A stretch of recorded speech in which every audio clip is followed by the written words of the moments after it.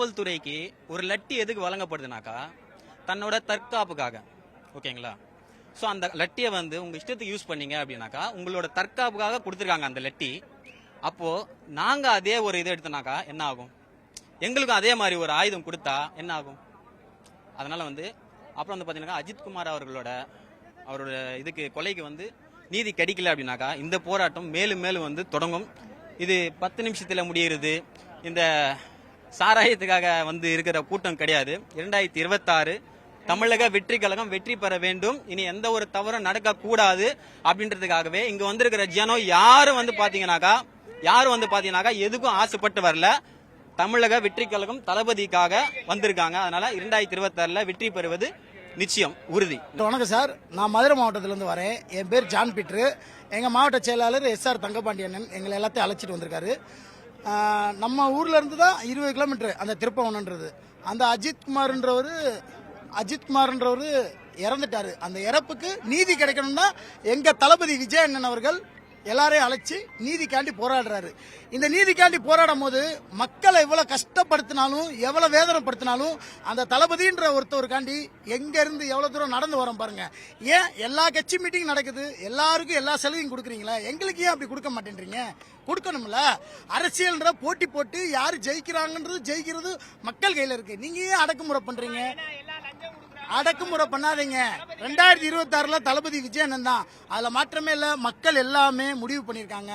மக்களை நீங்க லஞ்சம் கொடுக்காம ஓட்டு கேட்டீங்கன்னா என்னைக்குமே ஜெயிக்க போறது கிடையாது.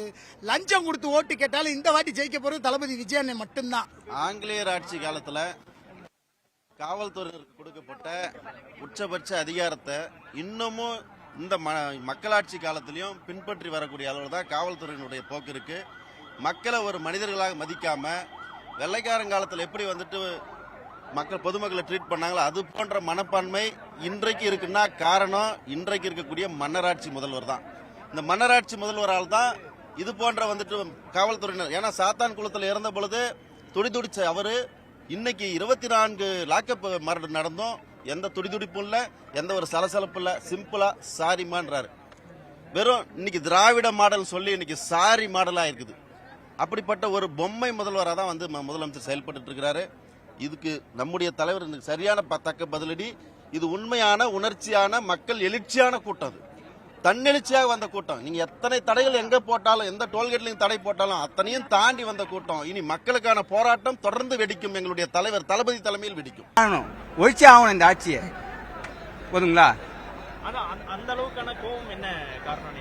இங்க எதுவுமே இல்ல, எதுவுமே சரியாவே செய்யல, எதுவுமே நல்லாவே நடக்கல. இந்த ஆட்சி என்ன சொல்றது, ஒரு குடிநீர் வசதி, மக்களுக்கான குடிநீர் வசதி, லைட்டு, அந்த மாதிரி தெருக்களை யாருமே சந்திக்கல. கவுன்சிலரும் சரி, எந்த ஒரு MLA யாருமே இங்க யாருமே சந்திக்கல. மக்கள் குறைகளை நீங்க மக்கள் குறைகளை கேட்கணும்ட்டு தளபதி ஆணையிட்டு இருக்காரு. அந்த லிஸ்ட் எடுத்து பார்த்தாலே தெரியும் எவ்வளவு இருக்குன்ட்டு. ஓகேங்களா? அவ்வளவு குறைகள் இருக்கு, எதுவுமே பண்ணல. இந்த ஆர்ப்பாட்டம் எப்படி நடந்து முடிஞ்சிருக்குன்னு நீங்க நினைக்கிறீங்க? உங்களுடைய பார்வை என்ன? இதுல விஜய் என்ன பேசியிருக்காரு, பேசின விஷயங்கள், ஆர்ப்பாட்டம் எப்படி நடந்து முடிஞ்சுன்னு நினைக்கிறீங்க? மிக அருமையாக நடந்ததுன்னா, தமிழ்நாட்டில் எந்த அரசியல்வாதியும் எந்த ஒரு கட்சியும், தமிழ்நாட்டில் இருக்கிற அனைத்து கட்சியும் நடத்த ஒரு கூட்டம் இன்னைக்கு தமிழக வெற்றி நடத்துகிறது. அது எதற்காகனா, தளபதி என்ற ஒரு 3 எழுத்தாளர், 3 தலைவர்கள் இருந்தார்கள். அண்ணா என்ற ஒரு 3 எழுத்தும், எம்ஜிஆர் என்ற ஒரு 3 எழுத்தும், அதுக்கப்புறம் தளபதி என்ற ஒரு 3 எழுத்துல தான் இந்த தமிழ்நாடே மாறப்போகுது. 2026 இது பெரிய அநியாயம் ஒன்னுடன் நடக்குது. காவல்துறையாலோ மக்களாலோ எந்த ஒரு தாழ்த்தப்பட்ட மனிதன், இவன் தாழ்த்தப்பட்ட எவனுமே இருக்க முடியாதுங்க. அனைவரும் சமம். 2026 அனைவரும் சமம் என்ற ஒரு நிலைப்பாடு கொண்டு வரதான் எங்க தளபதி வரப்போறாரு. மற்ற கட்சியாலும் பார்க்கலாம். நீங்க மற்ற கட்சியில பாத்தீங்கன்னா ஒரு கவுன்சிலர், நான் அடிப்பட்ட மக்கள் அடிப்படையில தான் இருக்கணுமா? இப்போ என் மக்கள் ஒரு அஜித்குமார் அண்ணனா இருக்கலாம். என் அண்ணன் அவங்க அப்பா அடிப்படையிலேருந்து அவர் ஒரு ஏயாவே சாவுறாரு. ஆனா இதே ஒரு அரசியல் ஒரு கவுன்சிலர் பிள்ளை மேல கை வைக்காத, மொத்த பேருமே வருவாங்க. அவங்க கட்சி வரும், அவங்க குடும்ப கட்சி வரும் போது என் அண்ணன் 2026 என் அண்ணன் தளபதி ஆட்சியில் நாங்க உக்காரட்டோம். அஜித்குமார் இன்னைக்கு நாங்க நியாயம் கேட்க கொடுக்க மாட்டேன்ட்டாங்க.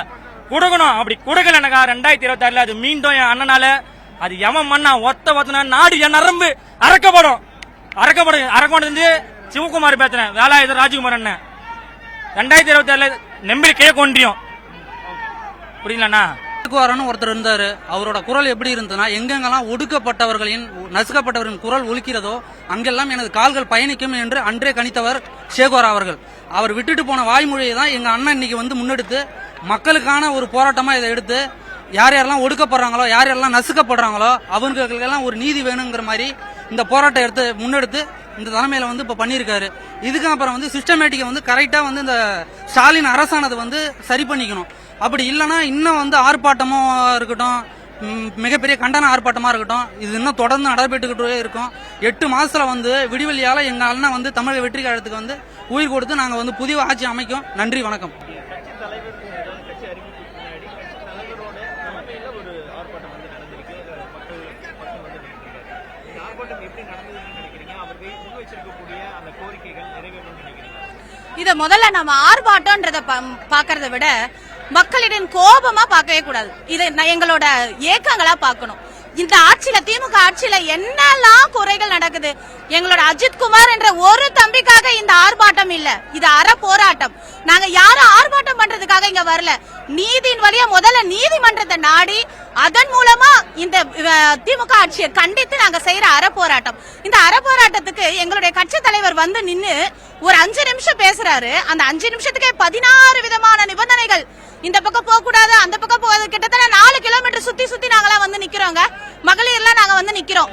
இங்க இந்த ஊர்ல திமுக ஆட்சியில தமிழகத்துல பெண்களுக்கு இலவச பேருந்து, தமிழக மக்கள் வந்து பெண்கள் மட்டும்தான் மகளிர் உரிமை தொகை வாங்குறாங்க, பெண்களுக்கு எல்லாமே. அப்போ தமிழக வெற்றி கழகத்துல இருக்கிற பெண்கள் எல்லாம் உங்களுக்கு பெண்களா தெரியலையா?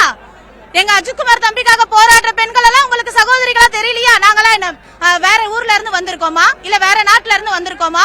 இந்த பக்கம் போகாத, அந்த பக்கம் போகாதன்னு ஒரே நேரத்துல 800 போலீஸ். இங்க என்ன அடிதடி நடக்க போகுதுன்னு நீங்க எல்லாம் போலீஸ் நிறுத்தி இருக்கீங்க. இதை யாரு கண்டிச்சு நாங்க போராட்டம் பண்றோம்? காவல்துறை இந்த விஷயத்தை எப்படி கொண்டு போறீங்க? அப்போ அரசியல்வாதிகள் பண்ணா தப்பு இல்ல. உங்க கட்சியில இருக்க எத்தனை மந்திரிகள் எத்தனை விதமான ஊழல் செஞ்சு சொத்து குவிப்பு வழக்குல சிக்கி சின்னாமாகி எந்த பக்கம் ஹார்ட் இருக்கிறதுனே தெரியாம ஹார்ட் அட்டாக்ல விழுந்து போனாங்க. அவங்களுக்கு எல்லாம் மருத்துவமனை இலவசம். ஆனா எங்களுக்கு அஜித்குமார் தம்பிங்களுக்கு விசாரணைன்ற பேர்ல விசாரணை கைதியா கூட்டு போய் லாக்அப் மரணம். இப்போ போலீஸ் சரௌண்டிங் இருக்குங்க. ஆனா அதை விட தமிழக வெற்றி கழக இளைஞர்கள் மொத்தமும் எங்களை சரௌண்ட் பண்ணிருக்காங்க எங்களை பாதுகாப்புறதுக்கு. நீங்க எங்களுக்கு பாதுகாப்பு வளையம் கொடுக்கல. எங்களை எப்போ நீங்க தாக்கணும்ன்ற முடிவுல இருக்கீங்க. ஆனா எங்களுடைய தமிழக வெற்றி கழக தலைவர்களுடைய ஆணைகளின் படி எங்களுடைய இளைஞர் சமுதாயம் எங்களை அப்படியே கட்டி காப்பாத்தி நிக்குது. இதை விட ஒரு நல்லாட்சி எப்பங்க வரும்? 2026ல அமைய போற அந்த ஒரு விரல் புரட்சி தாங்க தமிழக வெற்றி கழகத்தோட வெற்றியும் தமிழக மக்களின் தலை விதியும் அங்கதாங்க முடிவு பண்ண போகுது.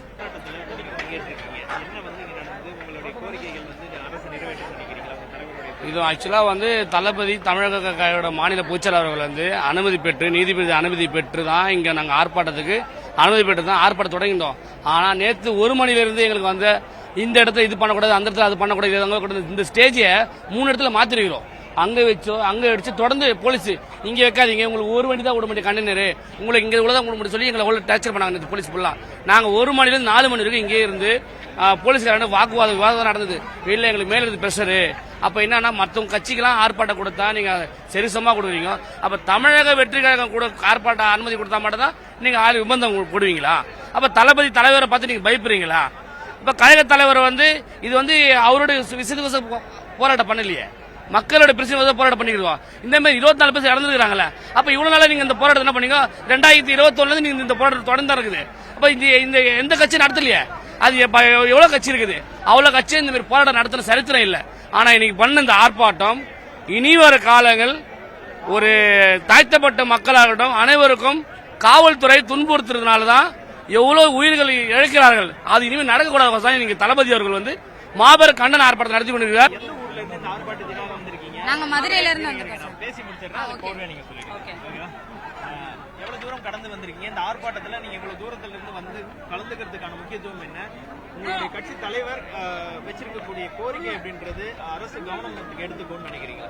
நாங்க தமிழக வெற்றி கழகத்துல இருந்து வந்திருக்கோம் சார். மதுரையில இருந்து 8 மணி நேரம் டிராவல் பண்ணி வந்திருக்கோம். எதுக்காக வந்திருக்கோம்னா அஜித்குமார் மரணத்துக்கு வந்து நாங்க நீதி கேட்டு வந்திருக்கோம். அவருக்கு நீதி கண்டிப்பா கிடைக்கணும், அதுக்காண்டி வந்திருக்கோம். ஓகே, அதே மாதிரி 24 மற்ற குடும்பங்களுக்கும் வந்து அந்த நிவாரணம் கண்டிப்பா வரணும். கண்டிப்பா வேணும். அவருடைய இந்த பேச்சும் அவர் வந்து முதல் முறையா இந்த ஆர்ப்பாட்டத்தில், அதாவது கட்சி தொடங்கின பின்னாடி ஒரு ஆர்ப்பாட்டத்தில் அவர் தலைமையில் நடக்குது இல்லையா? ஆமா ஆமா ஆமா. அந்த ஆர்ப்பாட்டத்தை எப்படி வந்து நடந்ததுன்னு நினைக்கிறீங்க? அவர் வச்ச கோரிக்கைகள்லாம் எப்படி இருக்குன்னு நினைக்கிறீங்க? இல்ல சார், அவர் இவங்க மட்டும் இல்ல, அஜித்குமார் சார் மட்டும் இல்ல, கடந்த இந்த 5 வருஷத்துல 24 பேருடைய லாக்அப் டெத்துக்குமே வந்து நீதி ஜஸ்டிஸ் வேணும்னு தான் நாங்க வந்து போராட்டம் பண்றோம் ஆல்மோஸ்ட். அது போக இன்னைக்கு இது சக்சஸ்ஃபுல்லா நடந்து முடிஞ்சிருக்கு. அதுக்கு எங்களோட டீம் சார்பாக ரொம்ப நன்றி. அண்ணன் தளபதி அவர்கள் சார்பாக எங்களுடைய டீம் சார்பாக ரொம்ப நன்றிங்கண்ணா. சக்சஸ்ஃபுல்லா இந்த ப்ராப்ளம்ஸ் எல்லாம் சால்வ் ஆயிரணும். கட்டுப்பாடுகள் ஏதாவது இருந்துச்சா? நீங்க வரும்போது கொஞ்சம் டிராபிக் கொஞ்சம் ப்ராப்ளம் இஷ்யூஸ் இருந்துச்சு. கொஞ்சம் எங்களை சுத்தி 4 மணி நேரம் அலைய விட்டாங்க. அதனால அவங்களுக்கு சேர்த்து தான் இங்க தளபதி பேசியிருக்காரு. சொல்லுங்க, கட்சி தலைவர் தலைமையில் நடந்த முதல் போராட்டம் கட்சி தொடங்கினதுக்கு முன்னாடி எப்படி நடந்திருக்கு? அவர் வைத்திருக்க கோரிக்கைகள் வந்து ஒரு தொண்டரா உங்களை நீங்க எப்படி பாக்குறீங்க? இது தொண்டரா நாங்க தமிழக வெற்றி கழகத்துல நாங்க திருப்பூர் மாவட்டத்திலிருந்து உறுப்பினர் சார்பாகவும் அதுவும் இல்லாம 52 வார்டு சார்பாகவும் நாங்க வந்திருக்கோம். மேபி நாங்க ஒரு 50 பேர் வந்து வேன் பிடிச்சி நாங்க வந்திருக்கோம். இந்த நீங்க சொன்ன கேள்வி வந்து அது வந்து கரெக்டான கேள்வி. இது வந்து எல்லாத்துக்குமே சமநீதி வேணுங்கிறதுக்காக தான் தளபதி வந்து இவ்வளவு தூரம் வந்து போராடுறாரு. இது தமிழக வெற்றி கழகத்துக்கு மட்டும் வந்து உரித்தான போராட்டம் கிடையாது. இது சமூக மக்களுக்கும் ஏழப்பட்ட மக்களுக்கும் இது மாதிரி அந்த அஜித் அவர் இறந்தார் இல்லைங்க, அவரோட குடும்பத்துக்கும் அது மாதிரி நிறைய பேர் இறந்திருக்கிறாங்க. அவங்களோட குடும்பத்துக்கும் வந்து இது வந்து ஒரு மிகப்பெரிய பலமா இருக்கும். அவங்களுக்கு வந்து இது மாதிரி நடக்கக்கூடாதுங்கிறத வந்து நாங்க வந்து கூட நின்று சப்போர்ட் பண்ற மாதிரி இந்த வந்து போராட்டம் வந்து வலிமையா நடத்திக்கிறாங்க. அதே இல்லாம இந்த போராட்டம் பாத்தீங்கன்னா இது மாதிரி கண்டன ஆர்ப்பாட்டம் வந்து எங்கேயுமே நடந்தது இல்லை. ஃபர்ஸ்ட் ஆஃப் ஆல், ஏன்னா ஒரு நிகழ்ச்சியில நடக்கும், மற்ற அமைப்புகள் நடத்துறாங்க. ஆனா இது மாதிரி பல்வேறு மாவட்டத்திலிருந்து இது மாதிரி பலத்த மக்கள்கள் வந்து வர்றது வந்து இது வந்து நல்ல ஒரு பெரிதா இருக்குது. இது வந்து நிறைய போராட்டங்கள் வந்து நடந்துடும். அதுல வந்து ஒரு தலைவர் வந்து கலந்துக்கணும்னு நீங்க நினைக்கிறீங்களா? கண்டிப்பா மக்கள் பிரச்சனை கூட கண்டிப்பா ஷோர். இப்ப நீங்க பாத்தீங்கன்னா எதிர்கட்சிகள் ஆகட்டும் இல்ல மத்த மாற்று கட்சிகள் ஆகட்டும் தலைவர் வந்து ஒர்க் ஃப்ரம் ஹோம்னு வந்து சொல்றாங்க. பட் ஆனா அவர் ஒர்க் ஃப்ரம் ஹோம் வந்து பாக்கல. இப்ப உங்களுக்கு தெரியுதுல, இப்ப எல்லா கட்சிக்குமே தெரியுதுல, இப்ப ஆன் டியூட்டில வந்து தளபதி ரோட்ல நின்று மக்களுக்காக வந்து போராடுறாருன்னு எல்லாத்துக்குமே தெரியுதுல. இது வந்து ஒர்க் ஃப்ரம் ஹோம் எடுத்துக்க முடியாதுல்ல. அதனால ஒர்க் ஃப்ரம் ஹோம் வந்து இந்த வார்த்தையை வந்து எந்த கட்சிகளும் வந்து சொல்லக்கூடாது. உனிமேல் தளபதி ரோட்டுக்கு வந்துட்டாரு, உனி அனைத்து வீட்டுகளுக்கும் போறாரு, எல்லா உறுப்பினரும் சேர்த்துவாரு. 2026 தமிழக வெற்றி கழகம் தான் முன்னேறும், வெற்றி பெறும். நன்றி.